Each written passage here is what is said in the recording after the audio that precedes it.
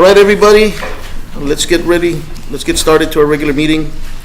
In accordance with the order the governor issued on March 16, 2020, the City Council of the City of Cotulla, Texas will hold a regular meeting at 6 p.m. on Thursday, May 27, 2021.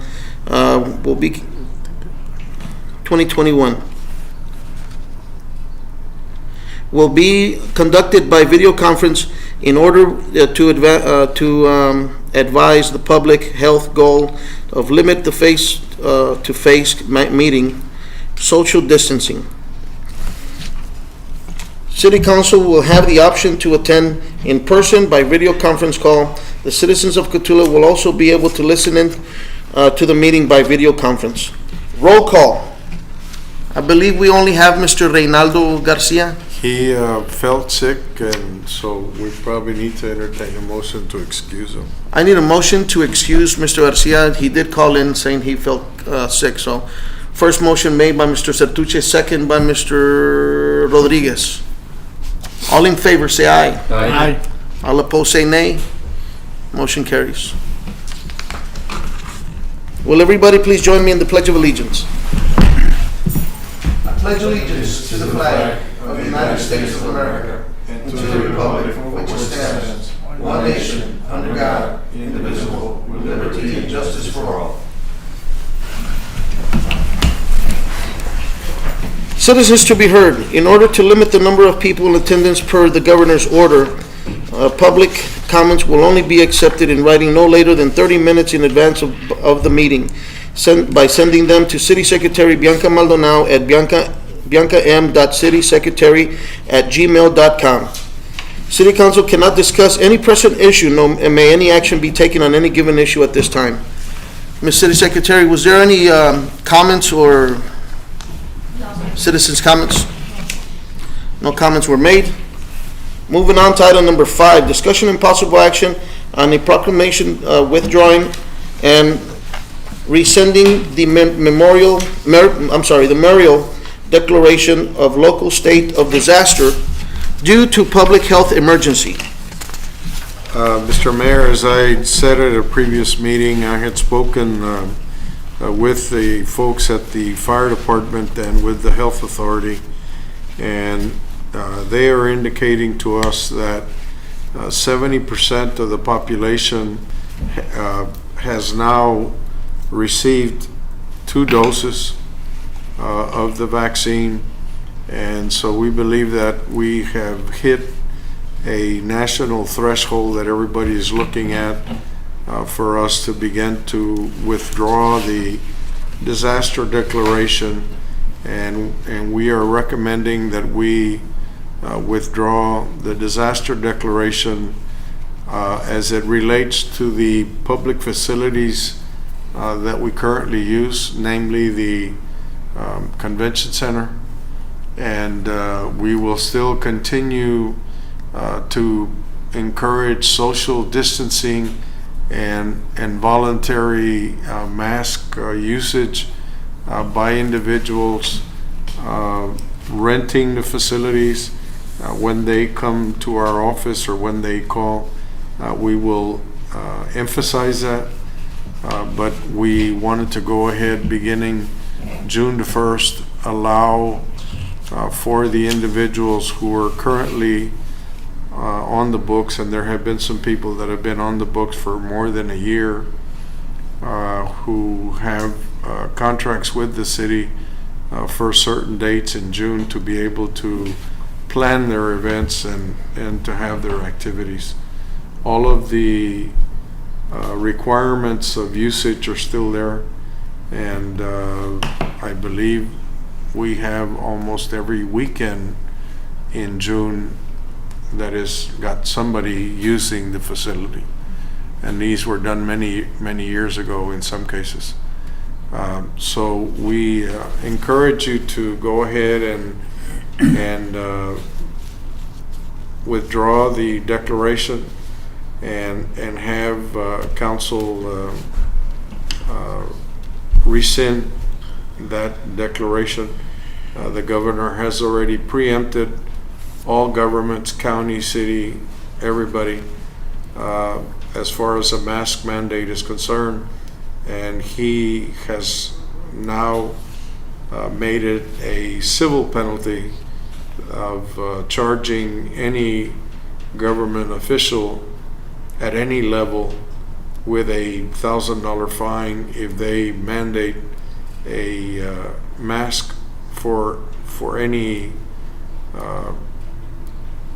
order within any government. Does that also include businesses, sir? Yes, it does. Excellent. Now, Some businesses on their own have continued to use masks or recommend that people coming into their facilities use masks. correct. And the primary reason for that is that there's no way to determine who actually has been vaccinated or not, and that's part of the problem. And so people are confused, and some people have adamantly determined that they're not going to allow anybody into their buildings unless they wear masks. And on the other hand, you have some other people who don't care, and they've allowed everybody to come in. This also includes our parks as well? No, parks are usually recommended as a pretty safe thing because it's outdoors, and there's not as much air circulation in close proximity because you have other elements that are there. I normally wear a mask everywhere I go anyway, but it's up to the individuals, and so the mandatory aspect of it is what you're taking away. Larry, what if, I know that the governor said no more masks, but what if we see an increase of COVID cases in the South County? Can we do something about it? Short of what the governor said, you can't do anything. Nothing. We can only wear the mask at I mean, ourselves. you can set it We'll up take as an proper example, and you can encourage its use, but you can't mandate it. Right. Okay. Well, I concur with all the information you said, sir. I think that it's time to open up. I do hope that the people who are renting our facilities do take the proper precautions to stay safe. So, Councilman, any questions you want to ask or any concerns on what we just are discussing? I don't have any. No, sir. I don't have any. No, sir. If not, I need a first motion to withdraw the, yes. First motion. Oh, I need a first motion to withdraw the declaration, public declaration of health of the emergency. First one is Mr. Hondo, Mr. Garcia. I need a second. Second by Mr. Rodriguez. All in favor say aye. Aye. All opposed say nay. Motion carries.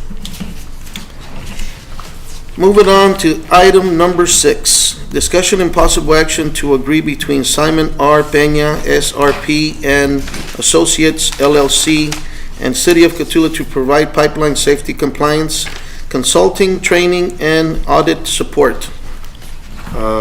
Mr. Simon Peña has been doing this work on a consulting basis with the city for years. He has now incorporated his work and is asking us to move forward with a contract. It's basically the same amounts of monies that he uses. There is a renewed effort by the Texas Railroad Commission on pipeline safety, and I don't know if you saw the news tonight because of what happened with the pipeline, Colonial Pipeline, and Bless you. the automated digital hacking that was done by the Russians. They are now refocusing on pipeline safety. One of the things that the Railroad Commission is encouraging cities to do, and in fact it had issued a mandate that 4% of the city's cast iron gas pipeline be converted to poly. We are now relooking at our pipeline. We have gotten a contract with a Houston firm that does a automated CAD system, I guess it is, that is called a DIMP, D-I-M-P, and it maps our entire gas system, and it shows where we have poly, where we have steel, and they are asking for us to stay on track and convert at least 4% a year, and we believe that we can do the 4% with two projects that'll be coming forward. One of them you'll have on the agenda tonight because we do have some violations in our audit, and we need to rectify those violations. And so we want to make sure that we work closely with the mapping people and with Mr. Peña, who has, I guess, been engaged with the city even before I ever got here. He had been working with the city for many years.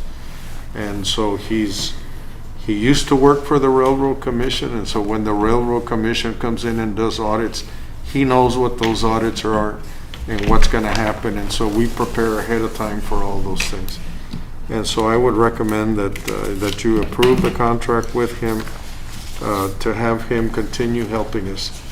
He is trying to pull away, and he is selecting certain cities that he feels are going to be cooperative to him, to stay with them and then retire from the rest. And so certain cities he's already told he's not going to help anymore.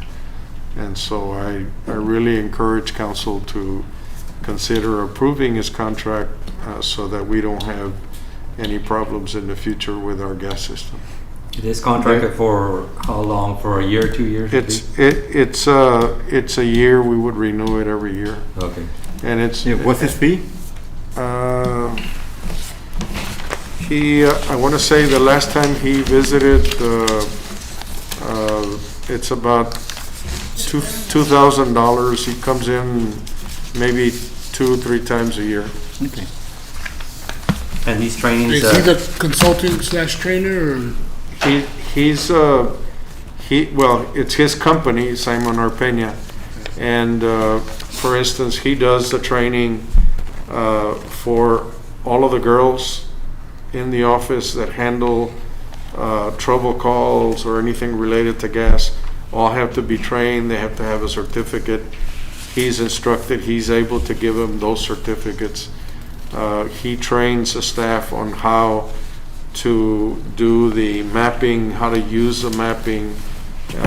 He gives them solutions to whatever the audit violations may be, and he helps them in compliance to whatever those requests are by Texas Railroad Commission.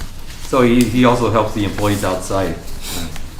The gas Not to the extent of going to do the work. He does tell them what needs to be done. Okay. Like if you need anodes for cathodic protection, if you need to do a leak survey because you have to balance the consumption against whatever is being produced or measured, and so you have to be within a certain 10% figure. I want to say, is it 10%? Yes, sir. Yeah, it's within 10%. We want to be within 5%, and so all those things come in as part of what we need to do every year. And there are annual reports that you have to do. There's also a compliance report that I think goes out twice a year, and that we have to send to the community that we're following these guidelines and this is what we're doing. Yeah, they go out every year. I do see them. Councilman, any other questions on item number 6? None. If not, I need a first motion to approve item number 6. First motion made by Mr. Sertuche, second by Mr. Juan Garcia. All in favor say aye. Aye. All opposed say nay. Motion carries. Moving on to item number 7, discussion and possible action to proceed with Stockman's National Bank Phase 2. We had brought this item before, and we just had a discussion. What we've done so far with the building is we've stabilized the building. We've put in a brand-new roof. The only element that is missing is we're having an awning that we're going to put on the front side of the building. We've stabilized the walls, the stairs, the second floor. We've put in custom-made windows in order to make it look like it used to. He's still working on the doors. The little glass transoms that are on top of the doors have also been done, and he's currently missing, I want to say, the door to the stairs, and he's got to do some more work on the front doors. The things that are not there that are going to be in Phase 2 is the air conditioning, the electrical, the plumbing, the ceilings. We're gonna make the ceilings like they were done in the past. We've found a supplier where you put the tin ceilings that are on the top of these old buildings, and that'll be done. The bottom floor is gonna be an open space so that you can have like a museum exhibit or a community meeting, things like that. And the upper floor is going to have several offices for probably the people from Main Street or some other organization that we think is compatible with that use, and put them there. There will be a bathroom upstairs and downstairs. We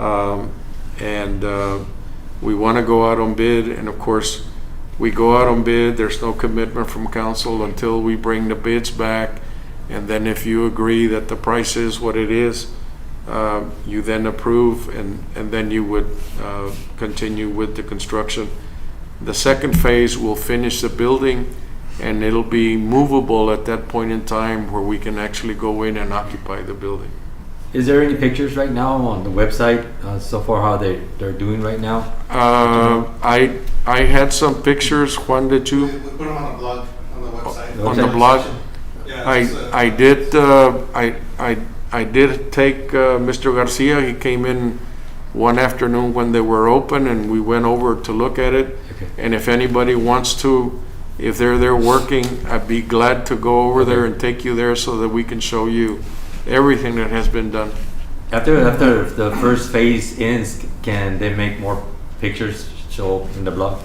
Yeah, in fact, he can go out tomorrow and take more pictures of what is there. I really wanted to get the canopy done. Okay. Because that'll be impressive. Yeah, sure. After that. And but he still has some work that he has to do under Phase 1 that needs to happen. Okay. What about the eagle that went on the safe? We're gonna have to find that because somebody stole it. But again, this is something that you're trying to do to make it look nicer. Yeah. And it was probably a bronze eagle. Yeah. But we're trying to find the manufacturer of the safe where that actual safe was. Yeah. And one of the little swing doors that was there in the original bank building is in the room where my shelves are in our office now, and we're trying to figure out how to put it there so that we can show it, because it's the original door. Okay. It's a little door that kind of swings. It's got like a swing on it. Yeah. And we want to try to put it in there as well. So as many elements as we can find. We have had a lot of people volunteer photographs that we're really interested in, because we're trying to see how we can make patterns. At some point in time, when the building is finished, we want to talk about maybe painting the buildings next to us so that everything looks very nice there. and we just need to figure out how we can do that. And we, at some point, will develop some sort of proposal. I would think that once you award the contract, it'll probably be another 3 or 4 months, and it'll be ready hopefully before the end of the year. Excellent.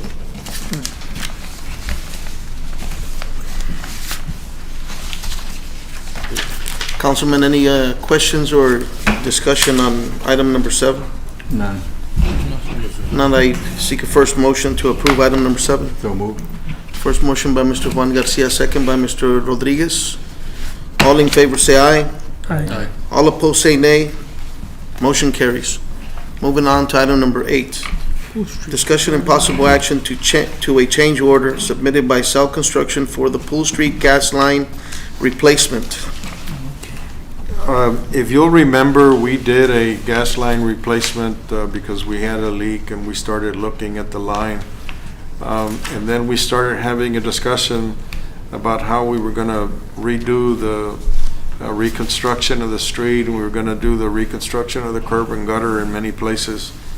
And we looked at the requirement related to the mandate from Texas Railroad Commission about replacing polyline, and we determined that this particular section has 1,900 square feet of cast iron line, and we felt that it was something that we would need to do for the future and replace it entirely with the polyline and move forward with it. We now have possibly an additional source of money that we have talked about with another governmental entity, although it's not final yet. There is a possibility that we will be able to get some additional money from another source. And so I would encourage you to go ahead and consider the change order, because the very first thing we need to do is move the gas line and start the gas line, and then do the water line as well. And so if we're able to do those things, quite possibly we could have a contractor doing work as early as next week. Good. Yeah, that street needs a lot of work. We need to move as soon as possible on that. Councilman, any discussion on item number 8? The change order is for $177,500. 500.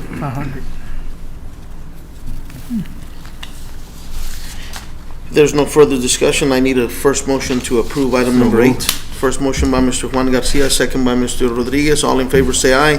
Aye. All opposed say nay. Motion carries. Before we adjourn, I want to say to all of our citizens that, I hope you guys continue wearing the mask, especially if you go out of town. Take precautions, still use your hand sanitizer, wash your hands as best you can, and watch your kids as well. So with that being said, I want to make sure that you guys keep going with that. I think that's very important. COVID is almost gone, but not completely gone. There could be another spike. We just never know when. So with that being said, Councilman, do you want to add anything? Mayor, if I may, the city staff suffered a tragic death this past week, 2 weeks ago, and the individual services were held Monday and Tuesday. The family is in desperate need of help.